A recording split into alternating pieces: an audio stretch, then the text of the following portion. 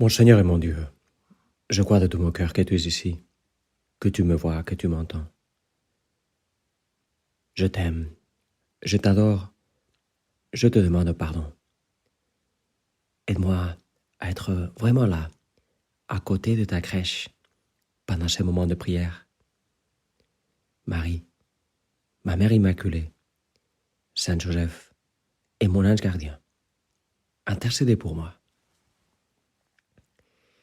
Quelques jours avant Noël, j'étais à Cologne, en Allemagne, là où se trouvent depuis bien des siècles les reliques des trois rois mages, qui sont abrités, ces reliques, par une cathédrale magnifique. Et à Cologne, j'ai pu aussi visiter le tombeau d'un grand-oncle, cousin de ma grand-mère, qui était le premier prêtre de l'Opus Dei allé en Allemagne pour y exercer son ministère. Je l'avais connu, j'avais fait sa connaissance il y a une vingtaine d'années, peu d'un mois avant sa mort. Et plus tard, j'ai connu plus de détails sur lui. Par exemple, le fait que, malgré ses efforts, il n'avait jamais vraiment appris l'allemand. Il avait appris, mais à sa manière. De sorte qu'il faisait parfois des gaffes très sympathiques. Des gaffes dont on parle et on rigole encore aujourd'hui. Alors, dans une carte de Noël, il avait voulu écrire à une famille qu'il aurait bien aimé passer les jours de Noël avec eux et allumer avec eux les sapins de Noël. Parce que la tradition originelle, tu vois, c'est de mettre sur les sapins pas des petites lumières LED, ça n'existe pas depuis toujours, n'est-ce pas, mais des cierges. Et dans certains pays d'Europe centrale, on continue à le faire. Et ça, chaque année, ça fait un pic de boulot pour les pompiers. Alors le fait, c'est qu'il n'y avait pas de DeepL, il n'y avait que des dictionnaires, et il avait choisi les mauvais verbes, de sorte qu'au lieu de dire qu'il aimerait passer Noël chez eux et allumer avec eux l'arbre, il disait, comme ça se traduisait, il disait « J'aimerais bien venir chez vous pour en finir avec Noël et pour mettre l'arbre en feu. » Bien sûr, la famille a conservé la carte. Et pourtant, c'est ça, c'est exactement ça, mettre l'arbre en feu, qu'ont fait en hiver 1510 les commerçants de Riga, en Lettonie, dans ce qui pourrait être l'acte de naissance du premier sapin de Noël. Alors, ils ont traîné un arbre au milieu de la place du marché. Ils l'ont décoré avec des fleurs.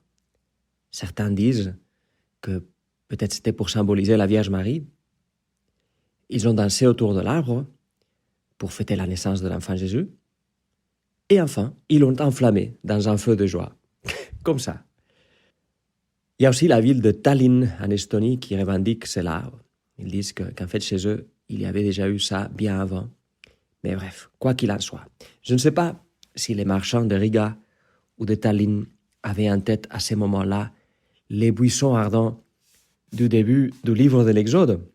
Tu te souviens? Au 3e chapitre de l'Exode, il y a Moïse qui, dans le désert, voit un buisson ardent qui brûle sans se consommer. Et il découvre que c'est Dieu qui est en train de se manifester de la sorte. Alors il y a toute une tradition iconographique qui connecte la scène du buisson ardent avec l'incarnation. Il y a des images avec Moïse devant les buissons et on voit Jésus qui sort la tête du buisson. Mais il y a aussi des images, même des icônes où il y a Marie et Jésus sur les buissons. Et enfin, tout simplement, Marie avec l'enfant, toute elle entourée de flammes. C'est notamment l'image que je t'ai mis dans l'app de 10 minutes et aussi sur la miniature de YouTube de cet audio. Mais tu en peux trouver, tu fais une petite recherche sur Google et tu en trouves plein.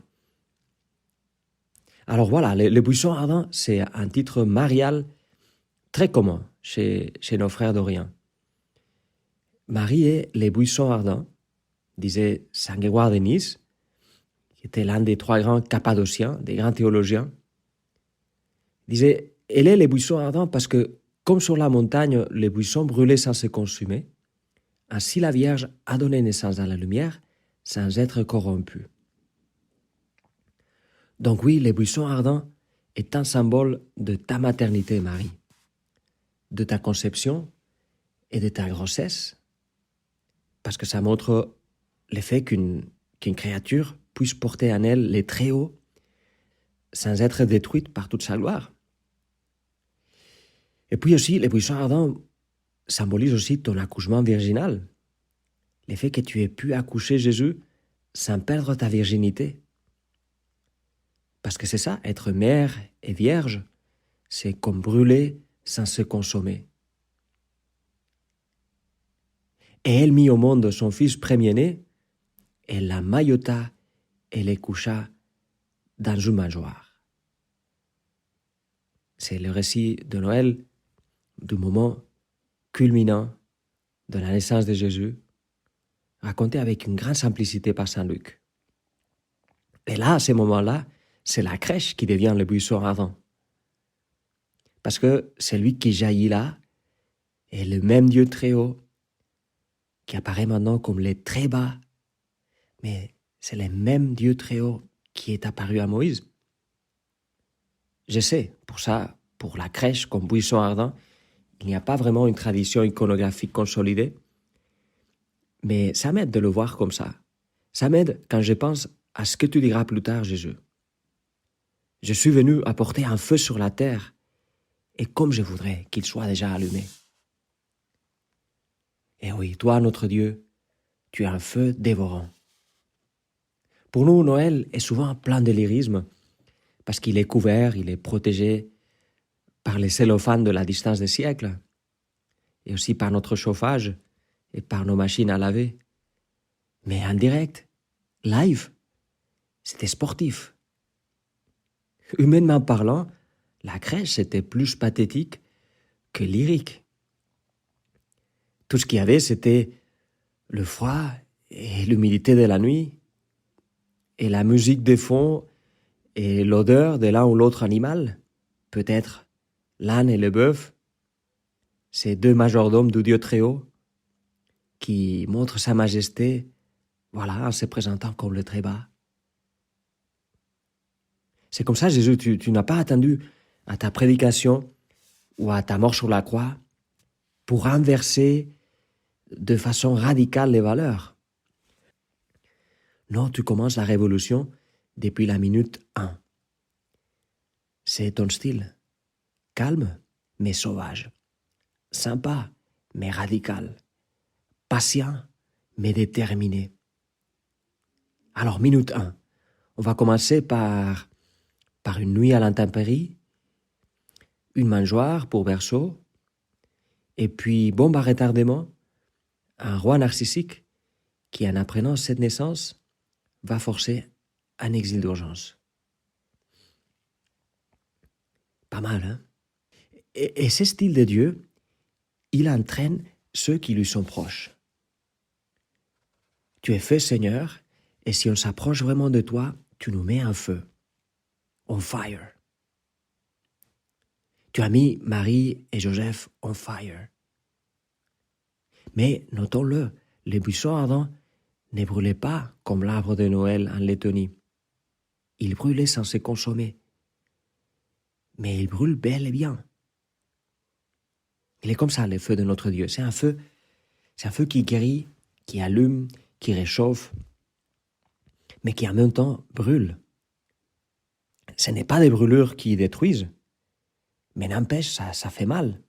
C'est dur, c'est sportif. S'approcher de Dieu, ça brûle. Mais l'alternative, c'est quoi?